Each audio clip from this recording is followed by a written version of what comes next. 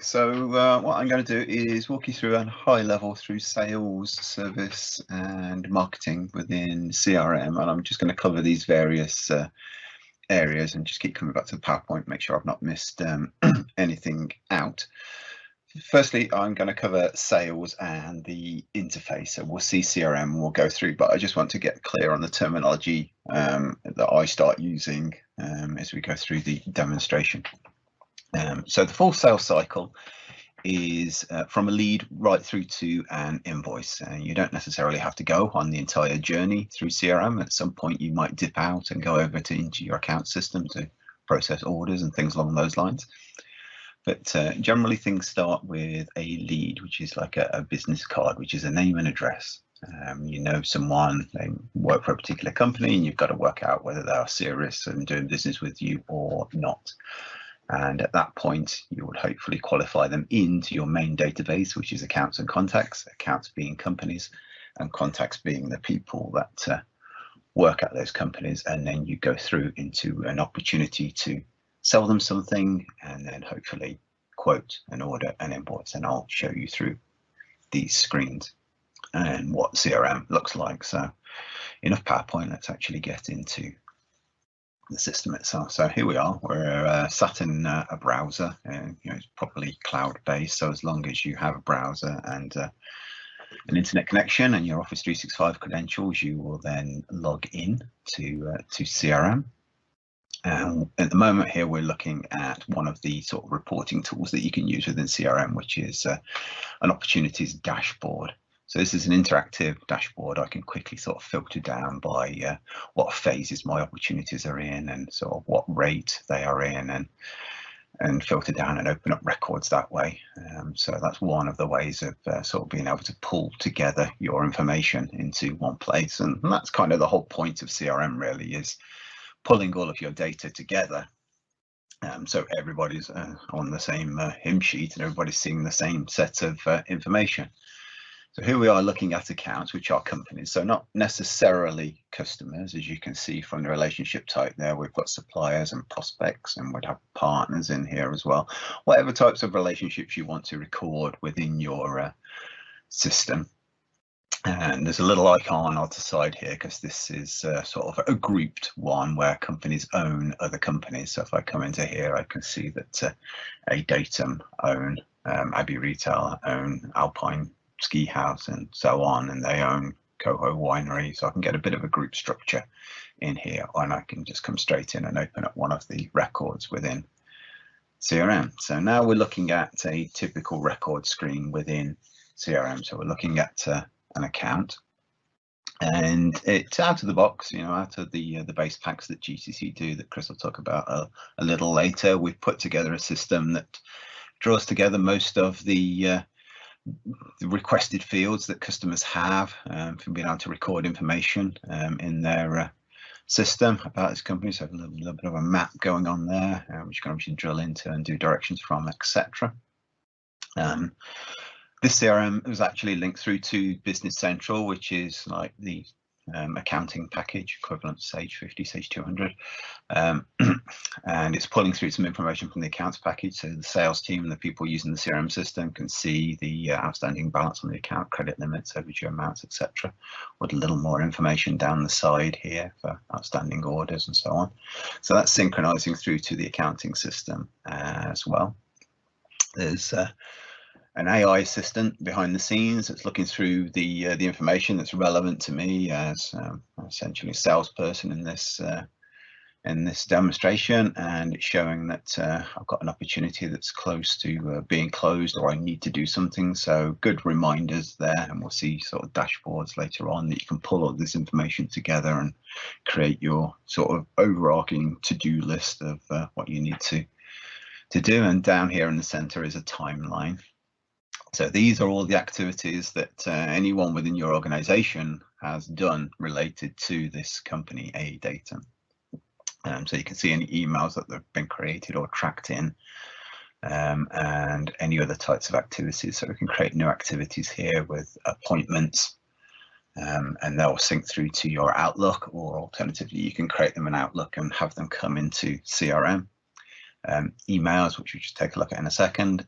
Phone calls, I either just had a phone call and I need to record some important information, or I need to call this person or this company next week, so you can schedule those in and just generate tasks and things that need to be done. You can also synchronize your CRM through to OneNote as well. So if you use OneNote, you could have a OneNote about a datum or about the opportunity or about a contact or whatever it is. And again, people can open that OneNote, on the run on their phones and tablets and just record notes into there, and they'll come back into here as well. But if we create an email from here, so we just look at creating an email within CRM. And just like Outlook, we can come in, we can draft our email in here and have that sent away, and it records in CRM and sends out through your Outlook. But there's other things you can do in here, that you can create sort of boilerplate templates that all of your staff could use, and then you're essentially sending out the same type of info all the time. So there's one there that I just stole from HMRC the other day, and we can just apply the template in there, and then you're getting your immediate boilerplated email ready to go, and we can send that off, and that will appear in the timeline and just go out automatically. If the customer happens to then reply to that email, then depending on how you've got your Outlook and CRM settings, that reply would automatically come back into CRM as well, and then you'll reply. So you can track the entire conversation within this screen here, and you'll see the timeline throughout CRM as I move around in CRM. And then you can have further tabs of information, a little bit of extra information on the side here about the company or the relationship types within CRM, because that's what it's all about, linking records to other records. So here are the people that work for that company, and I can open up their records, or all the opportunities that I have on the go with this account at the moment, or all of the support contracts when we come over to the service side of things, that they have support contracts in place. We'll have a look at that in a little bit. All of the open sort of help desk calls or incident management that you need to do within your system as well, and we'll take a look at that in the service section. And then there's also files, so you can store all of the documents relating to this account or contact or opportunity, depending on which screens you're in. So again, everybody's looking at the same set of information, so there's not 67 copies of the same document around your organization. It's all sort of in one place, and this can either be SharePoint or OneDrive or Teams, depending on which one you use within your organization, or all of them if you use all of them. Well, you can see this one is actually stored in Teams, and we'll see a little later how you can see CRM through Teams as well. And there's also organizational charts that you can use, so you can sort of drag the contact records around and organize who reports to whom as well, so you're getting a good overview. So as you get people joining your organization, they can come into CRM and they can see exactly where they need to be as they pick up and start to deal with accounts and prospects and things along those lines. So it's helped onboarding a lot more. So yeah, so that's the kind of the interface, and we'll keep coming back to it in this search up here and things along those lines. But also mention there is sort of mobile clients as well, which we'll take a look at too. But if we go through the sales cycle first and finish sort of the sales element off, we'll come into leads.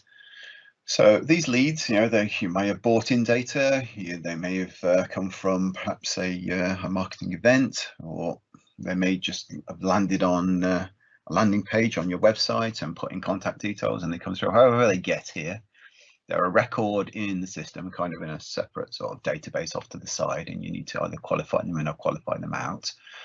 But the layout is a similar thing again. So we've got our timeline in here, all the interactions with the lead.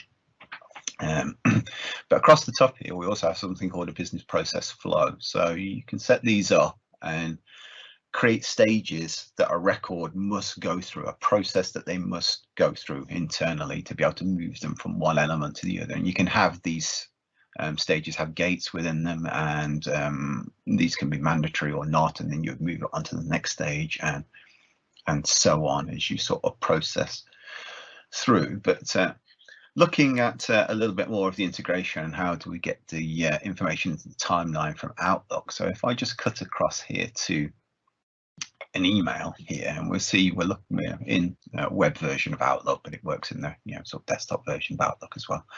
We notice we've got some emails tracked into CRM here, so it could have been that lead had sent an email in here. And as I click on here, this little add-in across the side for CRM has gone away, and it's actually found the lead because we've got the email address stored against the lead and the email address stored there. And if I just wanted to store the email against that record, I can just do set regarding, and it will just automatically take a copy of this email, pop it into the CRM. I can delete the email out of my Outlook. It'll remain in CRM. I can do any forwarding or replies within CRM. Or it might be that I want to store it against an individual contact or opportunity or somewhere else in CRM, in which case I can just come up and do a search in here and then just store that through. But I will just store that against a lead, and then we'll just process through and copy that over to CRM. Same sort of principle with opportunities and appointments and tracking those through as well. And then that would automatically come through into my CRM timeline when that syncs over. But ordinarily with the lead, you're looking to hopefully not disqualify it, but you can set a reasons as to why you didn't go ahead with this lead, and you can obviously change the reason types. You can have workflows running in the background that when that lead was created, perhaps it came from the website, and so a workflow can sit there and go, oh, a lead has been created. I need to email Chris that a lead has been created and Chris needs to do something, and the workflow can sort of sit there and say, well, if nothing has changed on the lead in 7 days, then I need to email somebody else and sort of escalate this up throughout the system as well. So you can have workflows that operate sort of behind the scenes and take control of things, or you can have workflows that run real time, that if I'm choosing particular types of lead source here, maybe other fields then become mandatory, and there's a set of other steps that I need to do depending on what type of lead this is. But hopefully you're going to qualify it in, and we can create an account and a contact and an opportunity from all this information. The system will then create those 3 records. So we'll see this change over in a moment from lead over to opportunity as it processes through, just making sure I don't have any duplicates in there whilst I do this. You can also have duplicate detection running in the background based on whatever rules you want, just to make sure you're not getting any duplicates down there. But if you do get sort of duplicate accounts and contacts, you can merge the 2 together, and it will just take all the information from one of the accounts and process it into the other. And it's just the bit where my system slows down and it won't process through. There we go. So yeah, we're now into the opportunity screen. So this is the bit where we're recording in the information we need to create the sales pipeline within our system. And again, we have our timeline running here, and we've still got our business process flow running across the top. But ordinarily what you're hoping for is to record a little bit of information in here and say, okay, so we're likely to close this business by, let's say, the end of March, and maybe it's £7,500 worth of business. And as an organization, that's it. That's all you really want to record. You might record somewhere here what type of business it is, perhaps, or that might just be enough. And you say, okay, that's my lead done. And then we can sort of come into opportunities, and we can show a chart here, top customers. So there's various charts in here, or our sales pipeline. We can see where we're at, and we can sort of narrow down by drilling into these charts. So these charts are either system-wide, or individuals can create their own. And these views that we're seeing here, again throughout the system, are either system-wide views with open opportunities, or every opportunity, or closed, or lost, or won. Or individuals can create their own, again based on whatever filters they want, and have whatever columns they want as well. So again, that's another quick reporting tool to get the information that you need to get. Or it could be that you want your opportunities to be a little bit more detailed and start linking them through to your products, and have your products within CRM either synchronized from your accounting system or not. And to do that, we can come into products here. We can say, actually, we're going to use a particular price list here, and we're going to have this value now system calculated. I'm just going to save that. And now I can start to add on products. So I'll bring up my product list, and I can just sweep through here and say, okay, let's just have 2 of those and 2 of those and 3 of these and whatever it needs to be, and we can add those to the opportunity, and they will then become opportunity product lines, and the value will then be the total value of these lines. So again, depending on how you want to organize your system, it's not sort of prescriptive, it's however you wish to use the system, and then you can take it on to the next stage and have that sort of overarching opportunity, and then start to create a series of quotes within here as well. So we can create a new quote here, and I'll go through and create my quote, and it will do the revision numbers and things along those lines for me as well. I can just activate the quote up here. It then becomes read only, so I know exactly what I sent out to the customer. I can have sort of layouts. We've got kind of a very simplistic layout here, but it gives you an idea of what you can do in terms of laying out in Word. It's going to generate that up. It's just opened it up on my other screen, but there we go. Sort of very simple sort of layout done in Word, pulling through the information in here with our quote references on. And we can either just directly email that off or save that into SharePoint. But if I then activate my quote, hopefully that will then go through, but I can revise it. If the customer needs a slightly more revised version, it will keep this version and create a new version, or I can move on and say, okay, let's actually create an order from here. They want to order this, so the opportunity then becomes 1, the quote becomes 1, and everything will close down, and I can continue to process on. And now I've got an order within CRM. Again, you don't have to go down this route. GCC, we stop at the opportunity point, and then we start to create our orders and things in our Business Central package, because we sell things like servers that are just changing every 5 minutes. So to keep adding to a product list like that would be a bit crazy. But the orders in here, we can collect more information in here. We can have timelines and all the regular stuff that we've already seen within CRM. And then depending on whether we're sort of synchronized with an accounting package or not, a submit order here would then push this order from CRM, make it read only in CRM, put it into the accounting package.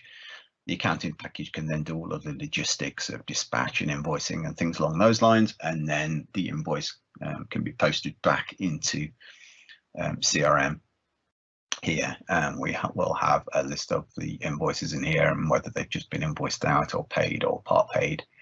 But again, someone in CRM would be able to see what was sold on that invoice as well. So you've got all the history of the sales to the customer.